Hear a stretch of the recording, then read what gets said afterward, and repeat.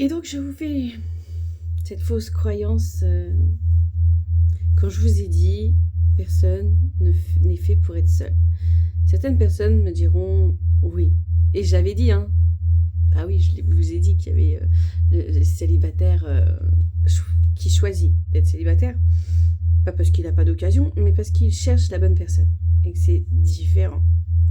Ce qui ne veut pas être avec n'importe qui, pour n'importe quelle raison, juste par insécurité ou besoin de paraître. Mais on a tous envie et le besoin d'être avec quelqu'un. Vous me direz, oui, après c'est des choix. Ah oui, parce que vous me direz sans doute, oui, bon, moi j'en ai un, il reste le célibataire, voilà, telle personne divorcée ou veuve ne s'est jamais remis avec qui que ce soit, pour elle c'était fini, mais parce qu'elle l'a décidé. Pas parce qu'elle en avait besoin, mais parce qu'elle s'est auto-convaincue qu'elle le voulait. Parce que des opportunités, à mon avis, elle en a eu plein. Elle les a même pas vues. Parce que pour elle, c'était inexistant. C'est son mental, c'est sa fabrication. Je perds, j'ai souffert, je ne vois plus, je ne veux plus. Mais c'est pas pour ça qu'elle n'a pas de manque, ou elle va se mettre dans plein d'autres trucs pour absolument pas penser qu'elle est seule. Mais la vérité, c'est que personne ne veut être seul. Et donc, dire que j'ai une vie heureuse, même seule. Je me suis occupée de mes petits-enfants, de mes arrière-petits-enfants. J'ai été dans beaucoup d'associations. J'ai fait beaucoup de ci, beaucoup de ça. Beaucoup de mes enfants. Mais parce que t'as choisi. T'as choisi d'être dans cet oubli de toi et de tes besoins. De toi. Alors après, il y a ce choix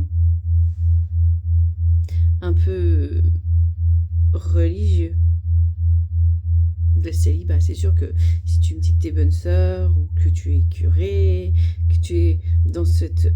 bah, c'est vraiment... Bah, je vais vous dire, les rabbins, ils se marient et les imams aussi. Du coup, il n'y a que les catholiques qui ont dit non, bah nous, c'est seul. Hein. La plupart savent que le couple sacré, c'est toujours deux énergies. Alors, je dirais pas que c'est toujours une énergie masculine et féminine, et donc on reste dans le rapport organique, sexuel, et que dans la spiritualité, on serait plutôt dans l'énergie masculine et féminine qui doivent toujours être en collaboration dans le couple. Voilà. Du coup, on sait bien que ça fonctionne comme ça. Et que sinon, c'est divergent. Et on voit bien que c'est des divergences au sein de certaines communautés. Mais nous ne sommes pas là pour ce débat-là. Mais c'est pas parce qu'on s'auto-rassure, s'auto-persuade. Parce que si on gratte, on sait très bien qu'il y a eu un moment où on vit dans le souvenir de l'autre, d'avant, de ce qu'on a vécu, comme si on n'avait plus l'autorisation de refaire sa vie. Mais c'est pas pour ça que c'est une réalité. C'est pas pour ça que c'est refusé. C'est parce que vous avez décidé. Mais le manque, il est là.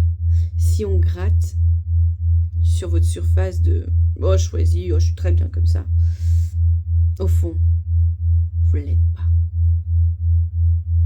Et oui. Et j'en suis mais persuadée. Après, c'est toujours des après. Malgré tout, il y en a qui me diront, persuadés aussi, que c'est fini, qu'avec des a priori de vraiment de M, je vais essayer de faire attention à ne pas dire trop de petits mots pas très adéquates. Que bah vraiment non. Pourquoi se faire putain. Mais vrai, mais c'est pas de ma faute si j'ai déjà entendu ces mots. Mais en tout cas, pourquoi s'enquiquiner avec un homme ou une femme qui va vous faire ci et ça, ici et ça. Mais ça, c'est encore des a priori. Parce que la personne faite pour vous, elle n'est pas là pour vous emmerder. Merde, je l'ai dit.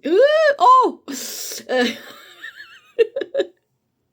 Mais elle est là pour partager, pour vivre avec vous, pour vous aimer, vous soutenir, vous apporter un soutien, partager. Être dans l'union, quoi. On a oublié tout ça. Et en même temps, c'est très triste. Hein. Pensez que l'autre est là pour vous emmerder, vous anéantir, vous détruire, vous ralentir, vous saboter, vous blesser. Toute cette négativité-là qu'on s'est accumulée. À qui elle sert cette désunion? Vous vous êtes jamais posé la question, mais à qui ça sert qu'on ne puisse plus se blairer? Il y a forcément une raison. Et peut-être beaucoup plus subtile, beaucoup plus spirituelle que celle de la matière, celle du cartésien. On le sait maintenant. Ils sont beaucoup plus au fait. Mais après, ça devient un peu trop... Il y a des choses que je garde pour moi. Mais vous voyez, je sais pertinemment que personne n'aime être seul.